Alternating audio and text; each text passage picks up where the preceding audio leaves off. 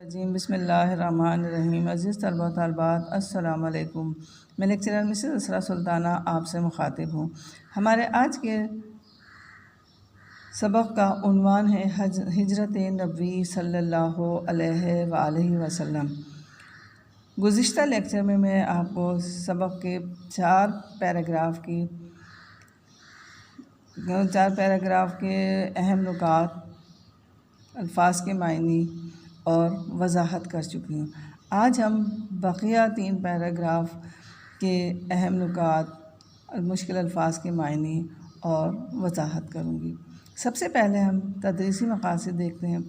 तदरीसी मकासद में सीरतुन्नबी सल्लल्लाहु अलैहि वसल्लम से रोशनास होना, सीरत निगारी से आगाही होना और मशक़ी सवालात हल करने के काबिल होना, क़वाइद से आगाही हासिल होना और जुमला साजी में महारत हासिल होना। जब आप मुकम्मल सबक पढ़ लेंगे तो ये तमाम मशक़ी सवालात बहुत आसानी से हल कर सकते हैं। अब हम अहम नुकात की तरफ आते हैं। अहम नुकात देखिए आप। कुरैश की आँखें खुलना, हज़रत अली को महबूस करना, कुफ़ार का गार तक पहुँचना, हज़रत अबू बकर रज़ियल्लाहु ताला अन्हु का गमज़दा और परेशान होना, नबी पाक सल्लल्लाहु अलैहि वसल्लम का हौसला देना, कुरैश का इश्तिहार देना, सराक़ा बिन जहशम का पुरुम्मीद होकर तलाश के लिए निकलना, फाल निकालना, हिम्मत पस्त हो जाना, आमिर बिन फ़हीरा का फरमान अमन लिखना, मदीने में तशरीफ़ आवरी की ख़बर और लोगों का जोश व जज्बा, तमाम शहर में तकबीर की आवाज़ें बुलंद होना। अब आप इन 3 पैराग्राफ के अल्फाज और तरकीब के मायने देख लें। हरम से मुराद काबे की दीवार या काबे का अहाता। महबूस का मतलब है क़ैद। गार के दहाने पर, गार के मुँह पर। गमज़दा दुखी। इश्तिहार देना, ऐलान करवाना। खून बहा, खून का बदला। तरकश, तीर रखने का खौल। फाल निकालना, शगुन या किसी बात का पहले से मालूम करना। गिरा बहा, बहुत ज़्यादा कीमती। मुआवज़ा, उजरत या किसी काम का बदला। ज़मीन में धंस जाना, ज़मीन में गड़ जाना। मुकर्रर तजर्बा, किसी काम को बार बार अंजाम देना या कई मरतबा एक ही काम को करना। अमन, पनाह, हिफाजत। हमतन, मुकम्मल तौर पर। चश्मे इंतज़ार, इंतज़ार करने वाली आँख। तड़के, सुबह सवेरे। हसरत, उम्मीद। क़राइन, अंदाज़े। तकबीर की आवाज़ें, अल्लाहु अकबर की आवाज़ें। अज़ीज़ तलबा, अब आप अपनी किताब का सफ़ा नंबर 3 देखें, उसका 5वां पैराग्राफ। सुबह कुरैश की आँखें खुली तो पलंग पर हज़रत सल्लल्लाहु अलैहि वसल्लम की बजाय जनाब अमीर रज़ियल्लाहु ताला अन्हु थे। ज़ालिमों ने आपको पकड़ा और हरम में ले जाकर थोड़ी देर महबूस रखा और छोड़ दिया। फिर हज़रत सल्लल्लाहु अलैहि वसल्लम की तलाश में निकले। ढूंढते ढूंढते गार के दहाने तक आ गए। आहट पाकर हज़रत अबू बकर सिद्दीक़ रज़ियल्लाहु ताला अन्हु गमज़दा हुए और हज़रत सल्लल्लाहु अलैहि वसल्लम से अर्ज़ किया कि अब दुश्मन इस कदर करीब आ गए हैं कि अगर अपने कदम पर उनकी नज़र पड़ जाए तो हम आपको देख लेंगे। आप सल्लल्लाहु अलैहि वसल्लम ने फरमाया, ला तहज़न इन्नल्लाह माअना, घबराओ नहीं, बेशक अल्लाह हमारे साथ है। अज़ीज़ तलबा, जब नबी पाक सल्लल्लाहु अलैहि वसल्लम वहाँ से महासरे से निकल चुके तो कुरैश की आंखें खुले, क्योंकि वो तो सोए हुए थे। कुरैश की जब आंखें खुली तो वो फ़ौरन अंदर गए और हज़रत सल्लल्लाहु अलैहि वसल्लम को उन्होंने देखा कि वो तो मौजूद नहीं है। उनकी जगह जनाब अमीर हज़रत अली रज़ियल्लाहु ताला अन्हु उनके पलंग पर उनकी चादर ओढ़कर सो रहे थे। उन्हें गुस्सा आया और उन्होंने फ़ौरन हज़रत अली को पकड़ा और हरम में ले जाकर थोड़ी देर क़ैद में रखा और फिर उसके बाद छोड़ दिया। हज़रत सल्लल्लाहु अलैहि वसल्लम की तलाश में निकले। ढूंढते ढूंढते वो गार के दहाने तक आ गए, यानी परेशान हो गए। फ़ौरन निकले कि अब जल्द से जल्द हम उन्हें तलाश कर लें और वो वहाँ तक पहुँच गए जहाँ नबी पाक सल्लल्लाहु अलैहि वसल्लम गार के अंदर थे, वहाँ तक पहुँच गए थे। जैसे ही हज़रत अबू बकर सिद्दीक़ रज़ियल्लाहु ताला अन्हु ने उनके आने की आवाज़ सुनी, आहट सुनी, तो वो बहुत ज़्यादा गमज़दा हो गए और परेशान हो गए। हज़रत सल्लल्लाहु अलैहि वसल्लम से अर्ज़ किया कि दुश्मन हमारे इतने करीब आ गए हैं, अगर वो अपने ख़ुद के पाँव पे नज़र डालेंगे तो वो हमें बआसानी देख सकते हैं और हमें पकड़ सकते हैं। उस वक्त आप सल्लल्लाहु अलैहि वसल्लम ने सूरह तौबा की आयत नंबर 40 पढ़ी और उन्हें तसल्ली दी, कहा कि घबराओ नहीं, बेशक अल्लाह हमारे साथ है। अब छठा पैराग्राफ देखिए। कुरैश ने इश्तिहार दिया कि जो शख्स मोहम्मद सल्लल्लाहु अलैहि वसल्लम या अबू बकर को गिरफ़्तार करके लाएगा उसको एक खून बहा के बराबर यानी 100 ऊँट इनाम दिया जाएगा। सराक़ा बिन जैशम ने सुना तो इनाम की उम्मीद में निकला। ऐन उस हालत में कि आप सल्लल्लाहु अलैहि वसल्लम रवाना हो रहे थे, उसने आपको देख लिया और घोड़ा दौड़ाकर करीब आ गया, लेकिन घोड़े ने ठोकर खाई और वो गिर गया। जिस वक्त कुरैश के लोग जो थे नबी पाक सल्लल्लाहु अलैहि वसल्लम को तलाश करने के बावजूद नहीं देख पाए थे और उन्हें नबी पाक सल्लल्लाहु अलैहि वसल्लम और हज़रत अबू बकर सिद्दीक़ नहीं नज़र आए थे, तो उन्होंने मक्के में ऐलान करवा दिया था कि जो शख्स अबू बकर को और मोहम्मद सल्लल्लाहु अलैहि वसल्लम को गिरफ़्तार करके लाएगा उसको एक खून बहा के बराबर 100 ऊँट दिए जाएंगे। उस वक्त का दस्तूर ये था कि कोई अगर कत्ल कर लेता था और अपने गुनाह से शर्मिंदा होता था तो माफ़ी मांगता था, उस माफ़ी के तौर पर उसको कत्ल करने वाले को 100 ऊँट उसके खून के बराबर 100 ऊँट देना पड़ते थे। तो इसीलिए उसने एक खून बहा के बराबर यानी 100 ऊँट इनाम में रख दिए थे। सराक़ा बिन जैशम को जब इनाम का सुना तो उसमें उम्मीद पैदा हो गई कि मैं नबी पाक सल्लल्लाहु अलैहि वसल्लम को पकड़ के लेकर जाऊंगा और 100 ऊँट का इनाम हासिल कर लूँगा। उसने आपको जाता देख लिया था, लिहाजा वो खुश हुआ और जल्दी से उसने घोड़ा दौड़ाया और करीब आ गया। घोड़े ने उसी वक्त ठोकर खाई और ज़मीन पर गिर पड़ा। तरकश से फाल के तीर निकाले के हमला करना चाहिए या न करना, नहीं। जवाब में नहीं निकला, लेकिन 100 ऊँटों का गिरा बहा मुआवजा ऐसा न था कि तीर की बात मान ली जाए थी। दोबारा घोड़े पर सवार हो और आगे बढ़ा। अब की बार घोड़े के पाँव घुटनों तक ज़मीन में धंस गए। घोड़े से उतर पड़ा और फिर फाल निकाली। अब भी वही जवाब था, लेकिन मुकर्रर तजर्बे ने उसकी हिम्मत पस्त कर दी और यकीन हो गया कि ये कुछ आसार और हैं। जब सराक़ा बिन जैशम के घोड़े ने ठोकर खाई और वह ज़मीन पर गिर गया तो उसने तरकश से तीर निकाला। तीर निकाल के फाल से अंदाज़ा लगाना चाहा कि मैं ये काम करूं कि ना करूं। उसमें नहीं का जवाब आया, लेकिन 100 ऊँटों का लालच उसके अंदर इतना था, उसका मुआवजा इतना था कि उसने तीर की बात नहीं मानी। उसने कहा नहीं, मैं दोबारा जाता हूँ आगे और फिर उन्हें पकड़ता हूँ। दोबारा उसने कोशिश की और इस दफ़ा तो उसका घोड़ा जो था वो घुटनों तक धंस गया था और वो आगे बढ़ने के लायक ही नहीं रहा था। घोड़े से उतरकर उसने फिर फाल निकाली कि अब मैं जवाब देखूं, लेकिन अब भी वही जवाब था कि ना तो आप इनको पकड़ सकते हैं और ना ही आप इनको गिरफ़्तार कर सकते हैं। लिहाजा बार बार तजर्बा करने के बाद उसको एक ही जवाब मिलता रहा। उसकी हिम्मत जो है ख़त्म हो गई थी और उसे यकीन हो गया था कि ये कुछ और ही मसला है, लिहाजा मैं इनको पकड़ नहीं सकता। शर्मिंदगी में वो आज़ा सल्लल्लाहु अलैहि वसल्लम के पास गया। आज़ा सल्लल्लाहु अलैहि वसल्लम के पास आकर कुरैश के इश्तिहार का वाक़या सुनाया और दरख्वास्त की कि मुझको अमन की तहरीर लिख दीजिए। हज़रत अबू बकर रज़ियल्लाहु ताला अन्हु के ग़ुलाम आमिर बिन फ़हीरा ने चमड़े के एक टुकड़े पर फरमाने इलाही लिख दिया।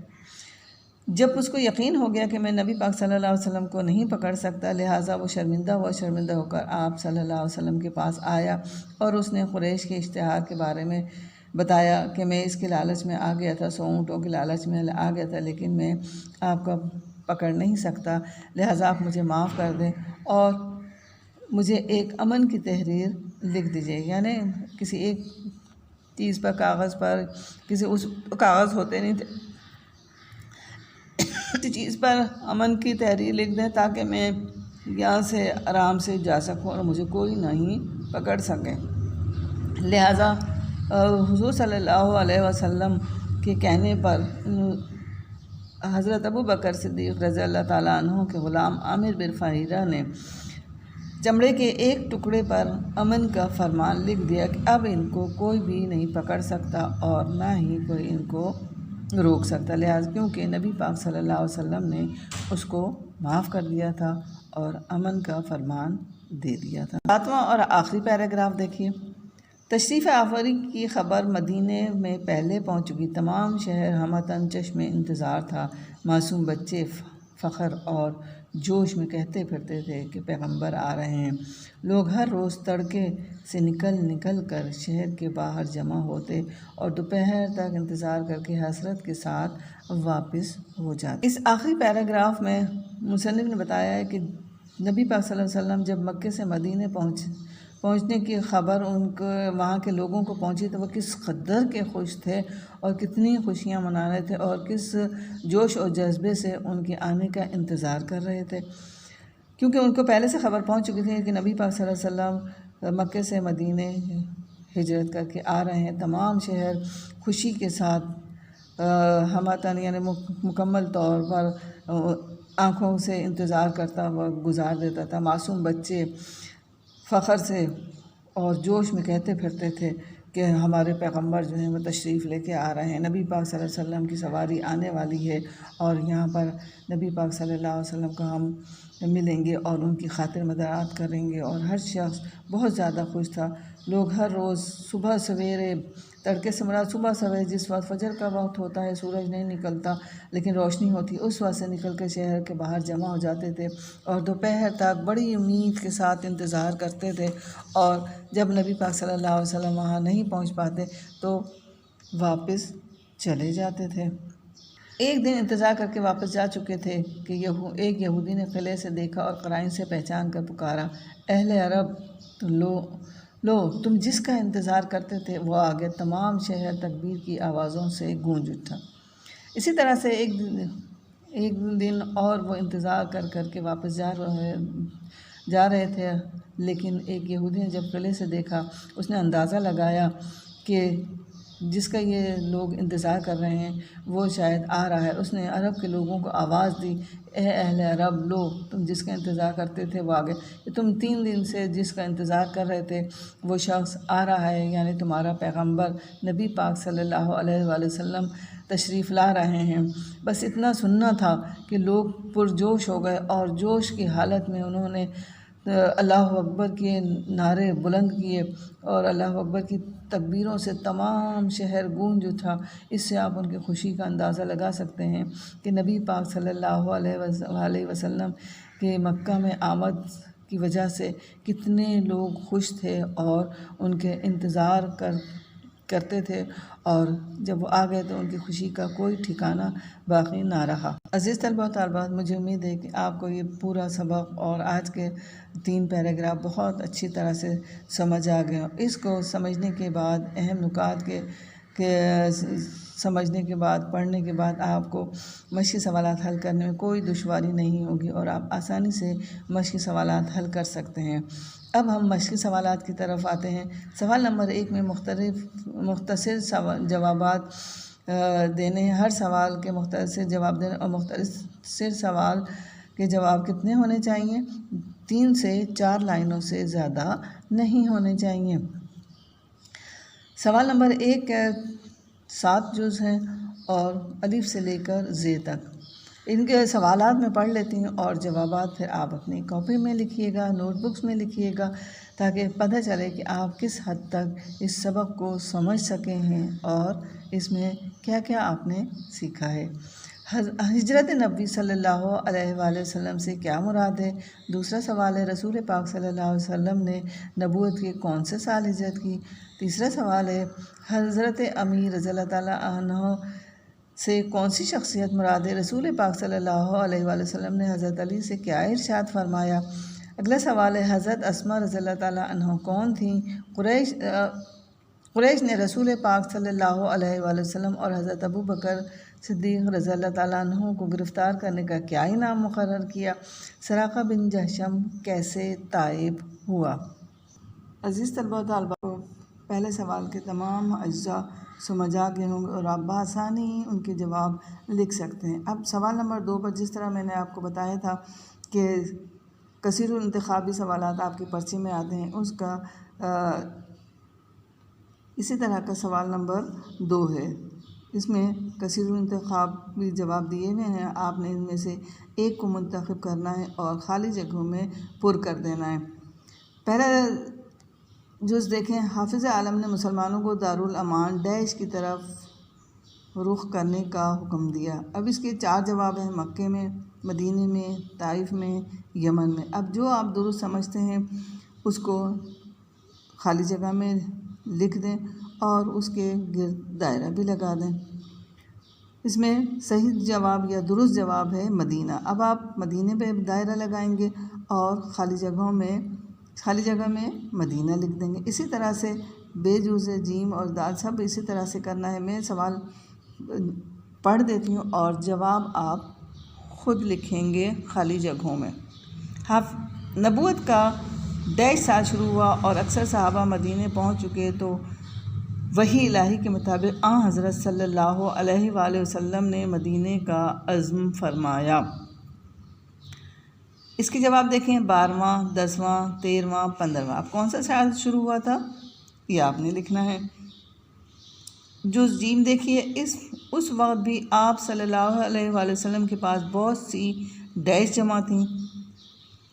जवाबात देखें, तलवारें, अमानतें, खजूरें, नेमतें। अब इसमें से भी आपने दुरुस्त जवाब के गिर्द दायरा लगाना है और उसका जवाब खाली जगह में लिखना है। दाल देखें, डैश को मालूम हो चुका था कि कुरैश आप सल्लल्लाहु अलैहि वसल्लम के कत्ल का इरादा कर चुके हैं।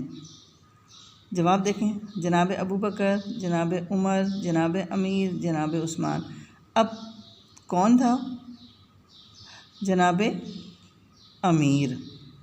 अब इसको भी आपने खाली जगह में लिखना है और दायरा लगा देना है। अगला जुज़ देखें, डैश पहले करारदाद हो चुकी थी। हज़रत उमर, हज़रत ज़ैद रज़ियल्लाहु ताला अन्हु, हज़रत अली, हज़रत अबू बकर। किसके साथ करारदाद हुई थी? ये आप इसका जवाब आपने खाली जगह में भी लिखना है और जवाब के दायरा भी लगाना है। अगला जुज़ देखें, इसी तरह डैश रातें गार में गुजरी। कितनी रातें गुजरी? 3, 4, 5, 7 जितनी रातें गुजरी उनका के गिर्द आपने दायरा लगाना है और दुरुस्त जवाब खाली जगह में लिख देना है।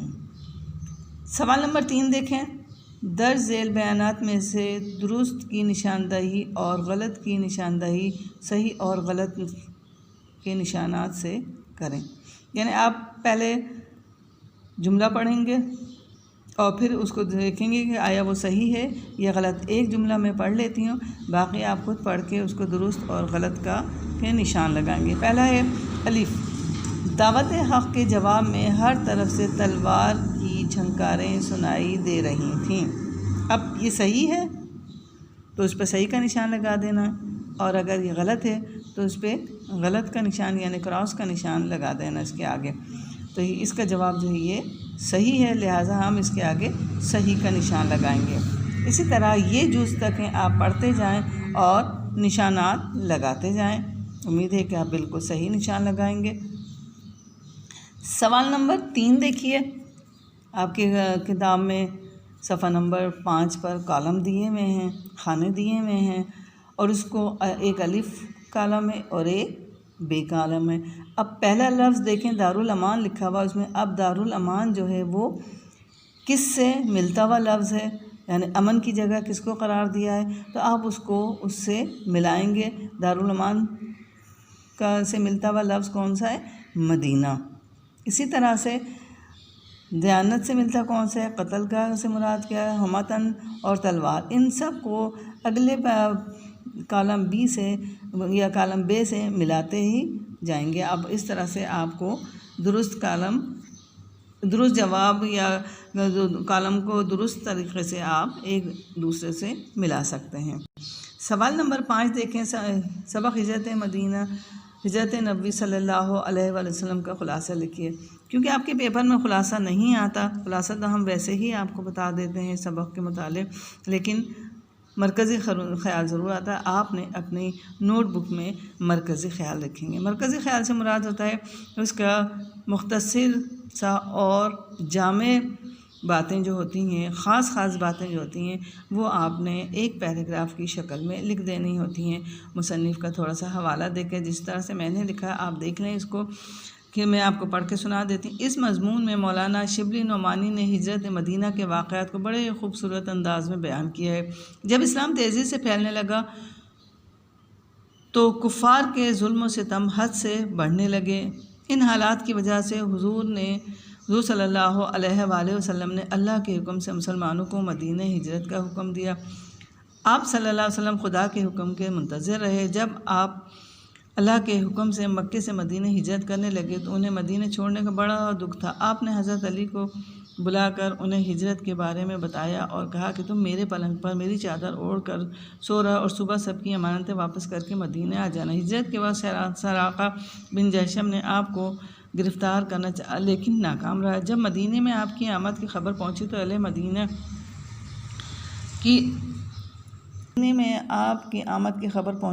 मदीने की खुशी की इंतहा न रही। मर्द, ख़वातीन और बच्चे बड़े जोश व खरोश से आप सल्लल्लाहु अलैहि वसल्लम के इस्तकबाल करने के लिए वहाँ पहुँच गए थे और सारा शहर अल्लाह अकबर की तकबीरों से गूंज उठा था। अज़ीज़ तलबा तालिबात, सवाल नंबर 6, अल्फाज़ व तराकीब का दुरुस्त तलफ़्फ़ुज़ एराब लगाकर वाज़े करना। आपको मालूम होगा कि जब हम सही लफ्ज़ बोलेंगे तो एराब भी सही लगाएंगे, यानी अल्फाज की जब हम सही अदायगी करेंगे तो एराब ख़ुद ब खुद लग जाते हैं सही। लिहाजा आपको ये तो पता होगा कि ज़ेर होता है जो अल्फाज के नीचे होता है, ज़बर होता है जो अल्फाज के ऊपर होता है, एक छोटा सी लाइन होती है। इसी तरह से पेश होता है जो वाव की मुशाबहत रखता है, और तशदीद होती है। तशदीद क्यों होती है? तशदीद इसलिए होती है कि पिछला लफ्ज़ जो है अगले लफ्ज़ से मिलता है और जिस लफ्ज़ से वो लफ्ज़ मिलता है वो दूसरा लफ्ज़ उससे फिर मिल जाता है। लिहाजा एक लफ्ज़ को 2 दफ़ा अदा करने के लिए तशदीद जो है वो लगानी पड़ती है। जज़म क्या होता है? पिछले हुर्फ़ को अगले हुर्फ़ के साथ जोड़ने से या मिलाकर पढ़ते हैं तो वो उस पर जज़म लगाना पड़ता है। और साकिन क्या होता है? साकिन होता है कि कोई लफ्ज़ जो ठहरा हुआ हो या अकेला बोला जाए उसको हम साकिन कहते हैं। इधर मैंने निशान लगाए हुए हैं, ज़ेर ज़बर पेश तो सिर्फ ऐसे बता दिया, लेकिन तशदीद का भी निशान लगाया है, देखिए जो वाज़ेह नज़र आ रहा है। जज़म का भी निशान लगाया है, जज़म एक छोटी सी दाल की मानिंद होता है, और साकिन जो होता है वो उर्दू का जो 8 होता है उस तरह का छोटा सा 8 की मानिंद होता है। अब देखेंगे मैंने उसमें एराब लगाए हुए हैं। पहला लफ्ज़ है हाफ़िज़े आलम। अब जब हम इसको सही पढ़ेंगे तो एराब भी सही लगाएं। कुछ लोग इसको हाफ़िज़े आलिम भी कर देते हैं, तो आलिम नहीं होता, आलम होता है।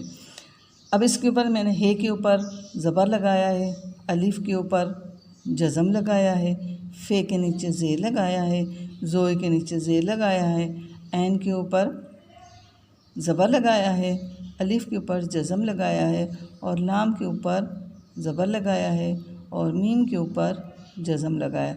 अब ये बिल्कुल दुरुस्त तलफ़्फ़ुज़ के साथ वाज़े हो गया कि ये लफ्ज़ है हाफ़िज़े आलम। इसी तरह से वजूदे अक़दस, वाव के ऊपर पेश है, जीम के ऊपर पेश है, फिर वाव के ऊपर जज़म है, दाल के नीचे ज़ेर है, अलिफ़ के ऊपर जज़म है, क़ाफ़ के ऊपर अलिफ़ के ऊपर ज़बर है, क़ाफ़ के ऊपर जज़म है, दाल के ऊपर ज़बर है, और सीन के ऊपर जज़म है। अब ये भी बिल्कुल वाज़े हो गया कि क्या है ये वजूदे अक़दस, यानी ज़ेर ज़बर पेश के लिहाज से जो हम पढ़ते हैं वो सही लफ्ज़ की अदायगी हो जाती है। दारुल अमान, अब दाल के ऊपर ज़बर है, अलिफ़ के ऊपर जज़म है, अब रे के ऊपर पेश है और लाम के ऊपर जज़म है। क्योंकि कुछ अल्फाज ऐसे होते हैं जो साकिन होते हैं, पढ़ने में नहीं आते लेकिन हम उनको लिखते हैं। इसी तरह से इसका अलिफ जो है, पहला अलिफ जो है वो पढ़ने में नहीं आता लेकिन लिखने में ज़रूर आता है। तो दारुल रे और लाम को जोड़ देते हैं तो लाम पे जज़म लगाते हैं और अलिफ के ऊपर ज़बर लगाया तो दारुल अ, और मीम अलिफ ज़बर मा, मीम के ऊपर ज़बर और अलिफ के ऊपर जज़म और नून अकेला बोला जाता है, जैसे दारुल अमा और नू, तो दारुल अमान। इस तरह हमने इसको निशान से या एराब लगाकर वाज़े कर दिया है कि नून जो है साकिन है, लिहाजा अब हम इसको बिल्कुल सही अदा कर सकते हैं, दारुल अमान। इसी तरह से क़बाइल है, मुहासरा है, अदावत है, बोसा गाह खलाइक़ है। अब बोसा गाह खलाइक़, अब वो इसके भी मैं आपको बता देती हूँ। बे के ऊपर ज़बर है और वाव के ऊपर जज़म है। कुछ लोग इसके ऊपर पेश लगा देते हैं, हालांकि पेश नहीं लगाना होता, ज़बर लगाते हैं। बो सा, सीन है, सीन के ऊपर ज़बर और हे के ऊपर जज़म, बो सा बन गया। अब गाफ अलिफ गा, अब खाली हम बोसा गा कहेंगे तो हे के ऊपर हम साकिन का निशान लगाएंगे, लेकिन क्योंकि ये खाली बोसा गा नहीं है बल्कि बोसा गा है खलाइक़ है, लिहाजा हम हे के नीचे ज़ेर लगाएंगे और खे के ऊपर ज़बर लगाएंगे, लाम के ऊपर ज़बर लगाएंगे, फिर हमज़ा जो है हमज़ा के नीचे ज़ेर लगाएंगे और क़ाफ़ के ऊपर जज़म लगा देंगे। तो इस तरह इसका सही तलफ़्फ़ुज़ वाज़े हो जाता है, बोसा गाहे खलाइक़। इसी तरह क़त्ल गाह, अब देखें, जैसे मैंने इससे पहले बताया था कि बोसा गाह अगर होता तो हम हे के ऊपर साकिन लगाते हैं, लेकिन इधर ये इसके साथ दूसरे अल्फाज के साथ मुड़ मिल रहा था, लिहाजा हमने इसके नीचे ज़ेर लगा दिया। अब आ जाता है क़त्ल गाह, क़ाफ़ के ऊपर ज़बर, ते के ऊपर ज़बर, लाम के ऊपर जज़म, बन गया क़त्ल। अब आगे हो जाएगा गाह, गाफ अलिफ, गाफ के ऊपर ज़बर, अलिफ के ऊपर जज़म और हे साकिन आ जाती है, लिहाजा हमने इसके ऊपर साकिन का निशान लगा दिया, यानी उर्दू का 8 छोटा सा बना देते हैं, तो क़त्ल गाह बन जाता है। इसी तरह से फ़र्श गुल, फ़े के ऊपर ज़बर, रे के ऊपर जज़म, शीन के नीचे ज़ेर और गाफ के ऊपर पेश और लाम के ऊपर जज़म। इस तरह ये फ़र्श गुल बन जाता है। अब आप देखें, जो जो हमने इसके ऊपर एराब लगाया है, गाए हैं, उनको देखेंगे और आप अल्फाज पढ़ेंगे उनके साथ तो कभी आप गलत नहीं पढ़ सकते। और इसी तरह से जो लफ्ज़ का आप सही अदायगी करने में माहिर हैं या अगर सही अदायगी करते हैं तो आप कभी भी गलत एराब नहीं लगा सकते। मुझे उम्मीद है कि आपको एराब के बारे में अच्छी खासी मालूमात हो गई होंगी और आइंदा आप सही एराब लगाने की मशक़ करेंगे और इंशाल्लाह कभी गलत नहीं लगेंगे। 7वां सवाल देखिए, 7वां सवाल है, दर्ज झेल के मायने लिखिए। मायने तो मैंने आपको सारे बता दिए हैं, लेकिन आपने इसके मायने लिखने, दावत है, खदफ, मायूब और तरकश। और मायने लिखने के बाद आप इन्हीं अल्फाज को जुमलों में इस्तेमाल कीजिएगा। कुछ बच्चे ऐसा करते हैं जो मायने को जुमलों में इस्तेमाल कर लेते हैं और उनका अगर जुमला अच्छा भी बना हुआ होता है तो वो गलत हो जाता है। लिहाजा आप इस चीज़ को जहन नशीन करें कि जिस लफ्ज़ के आप मायने लिख रहे हैं उस लफ्ज़ के कभी जुमले नहीं बनाना। जो लफ्ज़ आपको दिए जाते हैं कि इन अल्फाज के मायने लिखें और जुमले में इस्तेमाल करें, तो उन्हीं अल्फाज के आपने जुमलों में इस्तेमाल करना है। इस सबक का आखिरी सवाल, सवाल नंबर 10 है, जिसमें सिर्फ़ अल्फाज के मायने लिखने हैं। अल्फाज के मायने में शुरू में आपको सारे बता चुके हैं, पैराग्राफ के हिसाब से बता चुकी हूँ, लिहाजा इसके अल्फाज के मायने आप बआसानी तहरीर कर सकते हैं। अज़ीज़ तलबा तालिबात, मुझे उम्मीद है कि आपको आज का लेक्चर और ये तमाम सबक सारा समझ आ गया होगा, तमाम पैराग्राफ आपको समझ आ गए होंगे, तमाम मुश्किल अल्फाज के मायने समझ आ गए होंगे, सवालात के जवाबात किस तरह लिखने हैं वो तमाम के तमाम आपको समझ आ गए होंगे और मरकज़ी ख़याल किस तरह से लिखना होता है, मरकज़ी ख़याल भी समझ आ गया होगा, एराब लगाने का मुतालिक भी आपको समझ आ गया होगा। लिहाजा मैं उम्मीद करती हूँ कि इस सबक को आपने अच्छी तरह से जहन नशीन कर लिया होगा। अब हमारा आखिरी सवाल है पैराग्राफ की तशरीह करना। वो मैं आपको पैराग्राफ के किस तरह से तशरीह लिखी जाती है। मशक़ी सवालात में सवाल नंबर 8 भी है। वाहिद की जमा और जमा के वाहिद बहुत आसान है। पहला लफ्ज़ है हदफ, इसकी जमा होगी अहदाफ। दूसरा लफ्ज़ है राय, उसके वाहिद होगी राय। तीसरा लफ्ज़ है कबीला, उसके जमा होगी कबाइल। झनकारें, इसकी वाहिद होगी झंकार। जंजीर, इसकी जमा होंगी जंजीरें। अब देखें आप सवाल नंबर 9 इक़्तिबास की तशरीह। आपके सवाल नंबर 9 में इक़्तिबास की तशरीह दी हुई है। बताया हुआ कि कौन सा इक़्तिबास है। इस बिना पर जनाब अमीर और फिर आगे डैश डैश लिखा हुआ क़त्लगाह फ़र्श गुल था। अज़ीज़ तलबा और तलबा, जब आप इस पैराग्राफ को अपनी किताब में देखेंगे तो वो सफ़ा नंबर 2 का तीसरा पैराग्राफ है और उसकी तीसरी लाइन से शुरू होता है और आखिरी पैरा तक चला जाता है, यानी जहाँ पैराग्राफ ख़त्म होता है वहाँ तक का ये इक़्तिबास दिया गया है। अब इक़्तिबास की तशरीह लिखने के उसूल व ज़वाबित क्या हैं। पहला ये हवाला मतन। हवाला मतन से मुराद है कि आप उसमें सबसे पहले सबक का नाम लिखेंगे। सबक का नाम कैसे लिखेंगे, जैसे मैंने लिखा है हिजरत नबी सल्लल्लाहु अलैहि वसल्लम। फिर मुसन्निफ़ का नाम लिखेंगे। मुसन्निफ़ का नाम क्या है, मौलाना शिबली नुमानी। फिर उसके बाद पैराग्राफ में आप देखेंगे कितने मुश्किल अल्फाज हैं और उनके आपने मायने लिखनी है। फिर सियाक़ व सबाक़ लिखना है। सियाक़ व सबाक़ से मुराद होता है कि वो मालूमात फ़राहम करें जो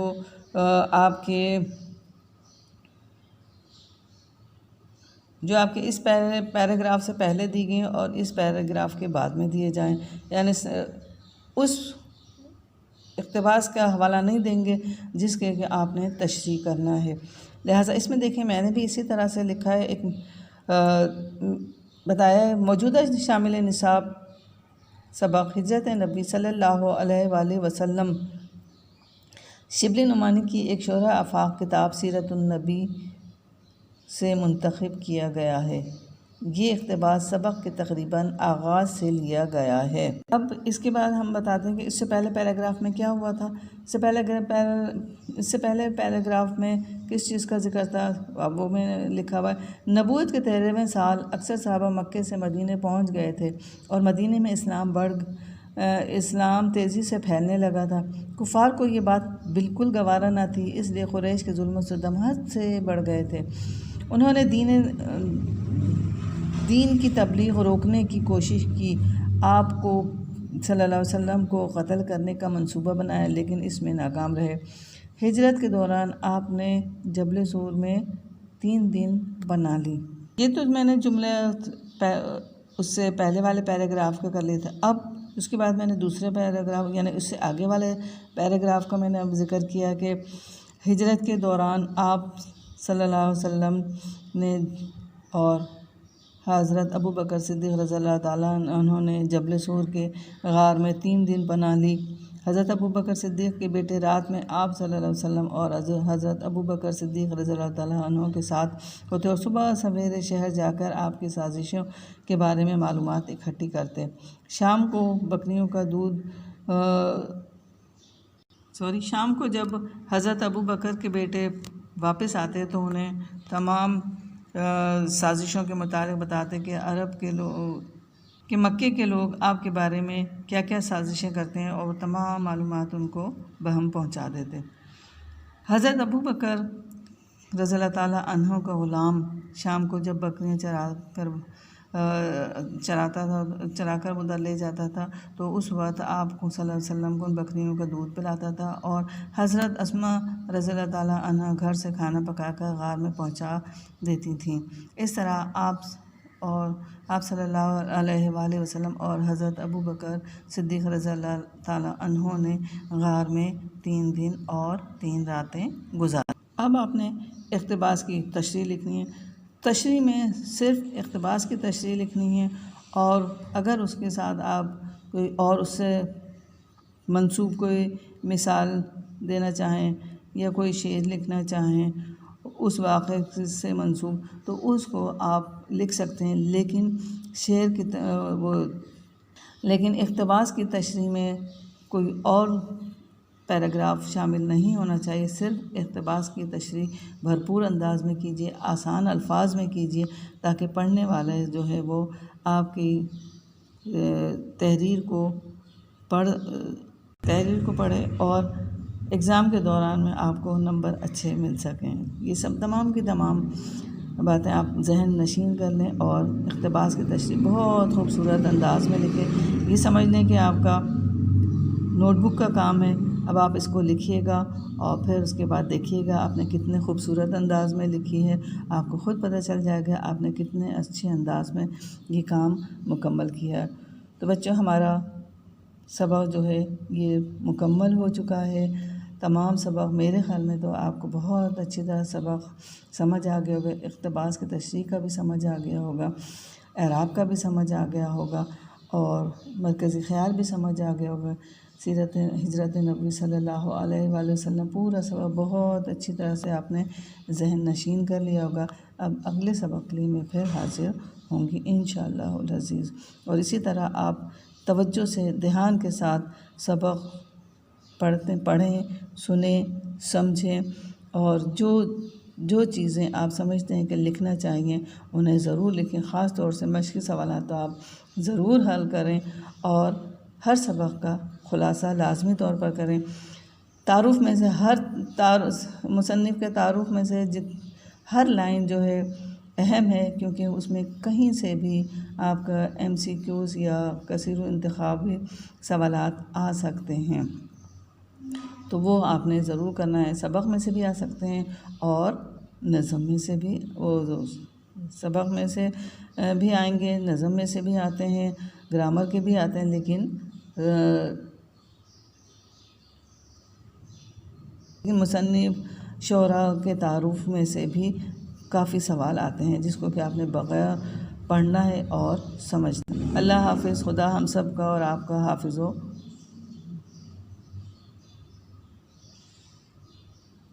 अल्लाह ताला हम सब का हाफ़िज़ हो, नासिर हो। आमीन सुम्मा आमीन। अपना बहुत अच्छी तरह से ख़याल रखिएगा।